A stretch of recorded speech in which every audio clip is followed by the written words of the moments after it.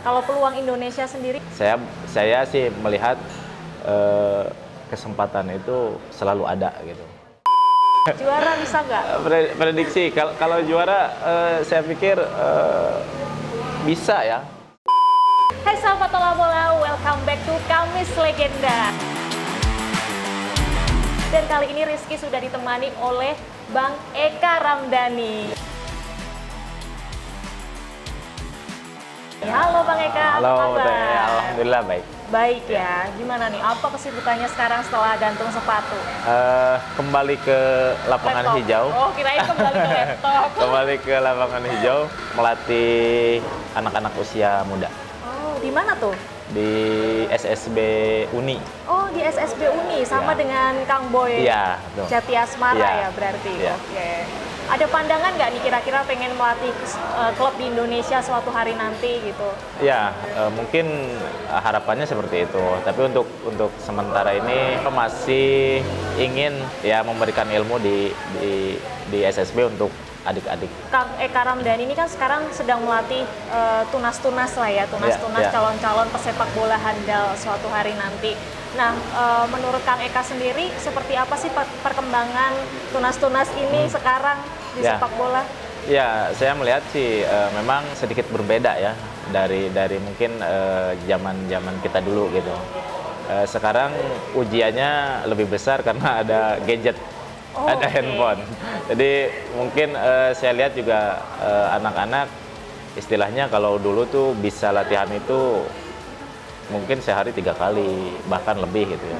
Mungkin karena sekarang mulai ada gadget dan lain-lain ya, lebih ke Mobile Legend dan lain-lain main-main game gitu. Jadi saya melihatnya justru di sini dituntut pelatih yang harus memberikan motivasi lebih buat Ya. anak-anak supaya mereka terpacu untuk berlatih lebih giat gitu.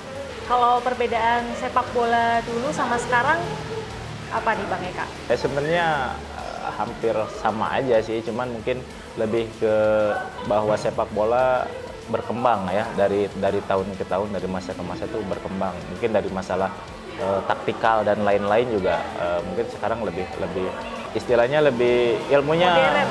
lebih modern gitu, lebih modern. Mungkin perbedaannya lebih ke situ sih. Kalau komentar Bang Eka sendiri, sekarang timnas Indonesia di bawah kepelatihan Sintayong seperti apa? Ya, saya melihat mungkin banyak perubahan ya yang diberikan oleh staf pelatih tim nasional gitu ya. Saya beberapa kali mengikuti di media-media gitu ya, bahwa seperti ada mungkin latihan penguatan strength, terus juga perbaikan passing dan kontrol dan lain-lain gitu ya, karena memang sepak bola tidak jauh dari itu gitu. Ya. Ini mudah-mudahan sih saya berharap Indonesia di tangan pelatih Sintayong ini bisa berprestasi, tapi saya juga berharap bahwa prestasi yang akan didapat itu tidak bisa instan gitu. Jadi ada proses gitu. Jadi saya berharap kita juga sebagai mungkin pecinta tim nasional Indonesia ya bisa lebih bersabar gitu ya untuk staf pelatih memberikan perubahan yang bagus buat tim nasional kita gitu. Tapi kalau sejauh ini menurut Bang Eka sendiri sudah ada perubahan ya dari segi permainan timnas Indonesia sendiri di tangan Sintayong? Iya, beberapa kali saya melihat pertandingan tim nasional. Saya pikir udah ada progres yang cukup bagus ya untuk tim nasional gitu. Ya memang mungkin di AFF ini menjadi ujian buat staf pelatih ya. Apakah bisa memberikan gelar atau tidak? Karena di kita biasanya kesuksesan pelatih itu dilihat dari pelatih bisa bawa juara atau tidak gitu. Ya. Padahal sebenarnya selain itu ada yang lebih penting, bahwa prosesnya itu yang lebih penting gitu. Terus Ada perubahan-perubahannya, progres atau tidak? nah itu ada progres atau tidak gitu kan, dari setiap individu maupun secara tim gitu.